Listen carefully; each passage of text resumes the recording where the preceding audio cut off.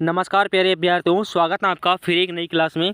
अभ्यर्थियों, जो भी विद्यार्थी रीट पात्रता एग्जाम 2025 देने वाला है अभ्यर्थियों, उनके लिए राजस्थान जीके के 50 मोस्ट इंपॉर्टेंट क्वेश्चनों पर बात करने वाले हैं। अभ्यर्थियों, क्लास आपके लिए रामबाण साबित होने वाली है आपके रीट एग्जाम 2025 के लिए, तो क्लास के अंत तक जरूर बने रहना। वही प्रश्न इस क्लास में अभ्यर्थियों सेलेक्ट किए हैं जो आपके एग्जाम की दृष्टि से मोस्ट इंपॉर्टेंट क्वेश्चन बनने वाले हैं। तो चलिए दोस्तों, टाइम आपके पास बहुत कम बचा है, क्लास को स्टार्ट करते हैं कि वाकल तथा सेई के मिलने से जो नदी बनती है वो कौन सी है, आपको बताना है अभ्यर्थियों। मोस्ट इंपॉर्टेंट क्वेश्चन है अभ्यर्थियों, स्टार लगा के रखना कि वाकल और सेई नदी किसकी सहायक नदी है अभ्यर्थियों, ये आपको बताना है। तो साबरमती आपका इसमें option B is the right answer.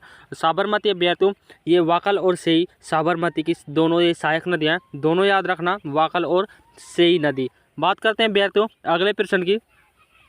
अगला प्रश्न है तो आपसे पूछा है कि राजस्थान में त्योहारों की शुरुआत श्रावण तीज से होती है और अंत कब होता है, स्टार लगा के रखना एग्जाम की दृष्टि से मोस्ट इंपॉर्टेंट क्वेश्चन है। हरियाली तीज, चतरा तीज, शीतला अष्टमी या आपके अभ्यर्थियों गणगौर। तो गणगौर आपका इसमें करेक्ट आंसर हो जाता है, यानी कि जो त्योहारों का अंत होता है अभ्यर्थियों वो आपके गणगौर से होता है। और शुरुआत की बात की जाए अभ्यर्थियों तो श्रावण तीज से इनकी शुरुआत होती है, याद रखना, दोनों पॉइंट मोस्ट इंपॉर्टेंट है। बात करते हैं अभ्यर्थियों अगले प्रश्न की।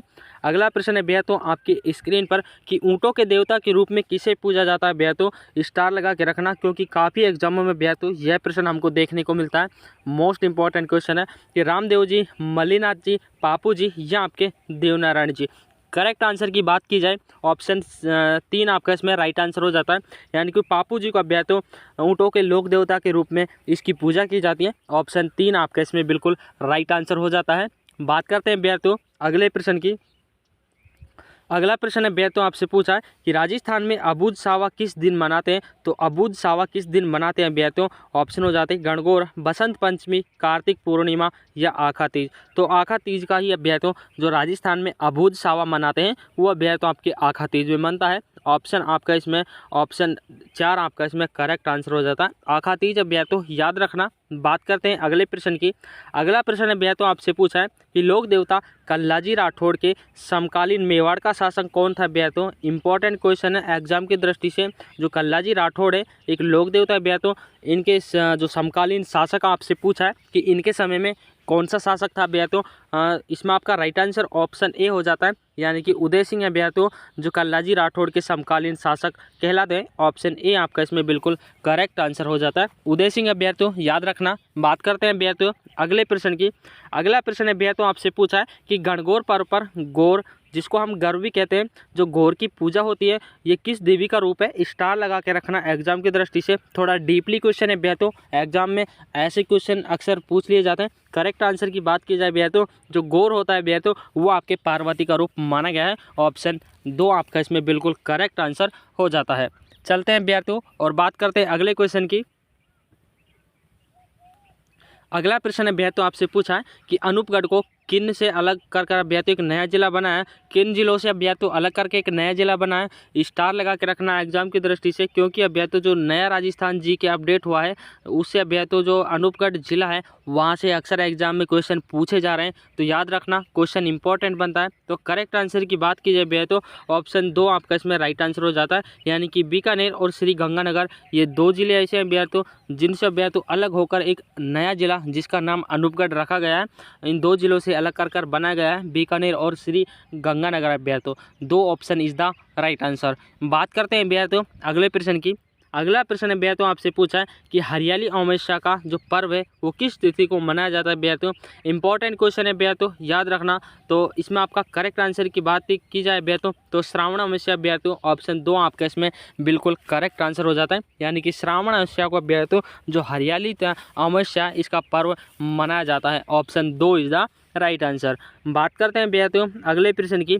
अगला प्रश्न अभ्यर्थियों आपसे पूछा है स्टार लगा के रखना है एग्जाम के अभ्यर्थियों एग्जाम की दृष्टि से, तो रिखिया, ब्यावले और नेजा ये 3 शब्द आपको दिए हुए हैं अभ्यर्थियों, रिखिया, ब्यावले और नेजा। निम्न में से किस लोक देवता से संबंधित शब्द हैं यह आपसे पूछा है। तो रामदेव जी से अभ्यर्थियों इनका संबंध माना गया है। रिखिया, ब्यावले और नेजा। ये अभ्यर्थियों इनके जो संगीत होते हैं, इनके जो गीत होते हैं, इनकी जो कथा होती है, उनके नाम अभ्यर्थियों ये तीनों नाम हैं। ब्यावले भी कहते हैं अभ्यर्थियों, नेजा और रिखिया। ये रामदेव जी जो लोक देवता अभ्यर्थियों उनसे संबंधित ये शब्द हैं। ऑप्शन एक आपका इसमें बिल्कुल करेक्ट आंसर हो जाता है। बात करते हैं अभ्यर्थियों अगले प्रश्न की।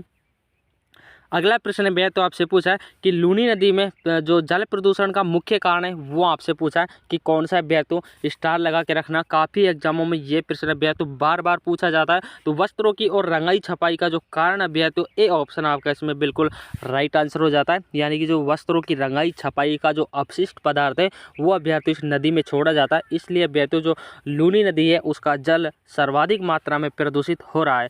बात करते हैं अभ्यर्थियों अगले प्रश्न की। अगला प्रश्न आपसे पूछा है कि कजली तीज अभ्यर्थियों जो कजली तीज है का त्यौहार कहाँ मनाया जाता है अभ्यर्थियों। कजली तीज का त्यौहार कहाँ पर मनाया जाता है ये आपको बताना है। बाड़मेर, बूंदी, जयपुर या आपके अभ्यर्थियों जोधपुर। तो बूंदी आपका इसमें करेक्ट आंसर हो जाता है। जो कजली तीज है उसका जो पर्व है अभ्यर्थियों ये आपके जो बूंदी जिला अभ्यर्थियों उसमें सर्वाधिक मात्रा में मनाया जाता है। दो ऑप्शन आपका इसमें बिल्कुल करेक्ट आंसर हो जाता है। बात करते हैं अभ्यर्थियों अगले प्रश्न की। अगला प्रश्न अभ्यर्थियों आपसे पूछा है कि राजस्थान का कौन सा संभाग राज्य में सर्वाधिक क्षेत्र घेरा हुआ है वो आपको बताना है। जो कौन सा संभाग है अभ्यर्थियों वो जोधपुर संभाग है जो सर्वाधिक क्षेत्रफल को अभ्यर्थियों घेरा हुआ है। इसमें अभ्यर्थियों जो राजस्थान का जितना प्रतिशत अभ्यर्थियों उसमें अभ्यर्थियों आपके 7 संभाग है। तो सर्वाधिक मात्रा में आपके जो जोधपुर संभाग में इसमें राजस्थान का क्षेत्र फैला हुआ है। ऑप्शन 3 आपका इसमें बिल्कुल करेक्ट आंसर हो जाता है। याद रखना भैया तो स्टार लगा के रखना, हर क्वेश्चन आपके लिए इंपॉर्टेंट है। PDF भैया तो आपको मिल जाएगी भैया। तो बात करते हैं अगले क्वेश्चन की। अगला प्रश्न आपसे पूछा है कि चारण चर्चाएं से क्या अभिप्राय है। जो चारण चर्चाएं भैया तो चारण चर्चाएं से क्या अभिप्राय भैया तो करणी माता की जो स्तुतियाँ भैया तो उनको हम चारण चर्चाएं कहते हैं। ऑप्शन 2 आपका इसमें राइट आंसर हो जाता है। बात करते हैं अभ्यर्थियों अगले प्रश्न की। अगला प्रश्न आपसे पूछा है कि लोक देवता मल्लीनाथ जी का मंदिर कहाँ पर स्थित है अभ्यर्थियों। स्टार लगा के रखना, मल्लीनाथ जी अभ्यर्थियों और देवनारायण जी अभ्यर्थियों, तेजा जी। 4-5 इंपॉर्टेंट लोक देवता हैं, यहाँ से अभ्यर्थियों 100% क्वेश्चन एग्जाम में उठते हैं। तो करेक्ट आंसर अभ्यर्थियों आपका इसमें तिलवाड़ा हो जाता है। यानी जो लोक देवता मल्लीनाथ जी है उनका मंदिर आपसे पूछा है जो तिलवाड़ा में स्थित है। याद रखना option 4 is the right answer. बात करते हैं अभ्यर्थियों अगले प्रश्न की। अगला प्रश्न आपसे पूछा है कि निम्नलिखित में से राजस्थान के किन 2 संभागों के अधीन जिलों की संख्या समान है अभ्यर्थियों। कौन कौन से वो संभाग हैं जिनमें अभ्यर्थियों जिलों की संख्या समान है वो आपको बतानी है। तो करेक्ट आंसर की बात की जाए अभ्यर्थियों जोधपुर और जयपुर, 4 ऑप्शन आपका इसमें राइट आंसर हो जाता है। जो 4 नंबर का ऑप्शन है अभ्यर्थियों जयपुर और जोधपुर में समान संभाग, ये ऐसे जिले हैं अभ्यर्थियों, ऐसे संभाग हैं जिसमें जो जिले हैं उनकी संख्या समान है। बात करते हैं अभ्यर्थियों अगले प्रश्न की। अगला प्रश्न आपसे पूछा है कि जिले जिसमें अभ्यर्थियों लोक देवता रामदेव जी की समाधि स्थित है अभ्यर्थियों। स्टार लगा के रखना अभ्यर्थियों, मोस्ट इंपॉर्टेंट है अभ्यर्थियों।